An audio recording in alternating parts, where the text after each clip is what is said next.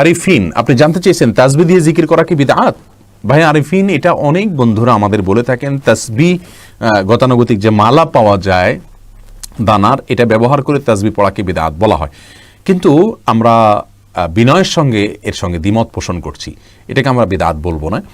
কারণ হলো বিদআত বলা হয় কোনো কিছুকে যখন ইসলামের কাজ মনে করে বা সওয়াবের কাজ মনে করে বা সুন্নাহ মনে করে ইসলামের কোনো নির্দেশ মনে করে করা হয়, অথচ সেটা সেরকম না, এটাকে বিদআত বলা হয়।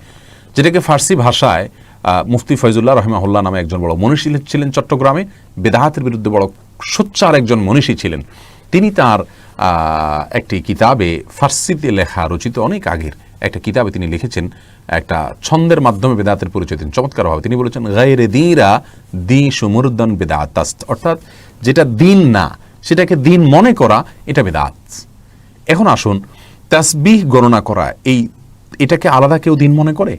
আমাদের দেশে যারা তাসবিহ ব্যবহার করেন, তাসবিহ দানাতে মানে মালাতে তাসবিহ আপনার পড়ে থাকেন গনে গনে, এই মালা গুনলে সওয়াব হবে বেশি, এরকম কেউ মনে করে? অথবা মালাতেই গুনতে হবে, অন্য কিছু গুনতে পারবে না, এরকম কেউ মনে করে? বা মালাতে গুনলে বিশেষ কোনো ফজিলত আছে, এরকম কেউ মনে করে? এরকম কেউ আমার দৃষ্টিতে, আমার জানা মতে কেউ মনে করে না। তাহলে এটাকে সে দিন বানাই নাই, তাহলে আপনি এটাকে কীভাবে দাঁত বলছেন? হ্যাঁ, আমরা এটা অবশ্যই বলবো, এই মালা ব্যবহার করার চাইতে হাতের কর ব্যবহার করা সুন্নাত সম্মত, এটা উত্তম। বড় আমরা মালার ব্যবহারকে সুন্নার খেলাফ বলতে পারি। যদিও কোনো কোনো সাহাবীরা খেজুরের বিচি বা অন্য কিছুকে তাসবিহ গণনার জন্য ব্যবহার করেছেন, তারা জানা যায়।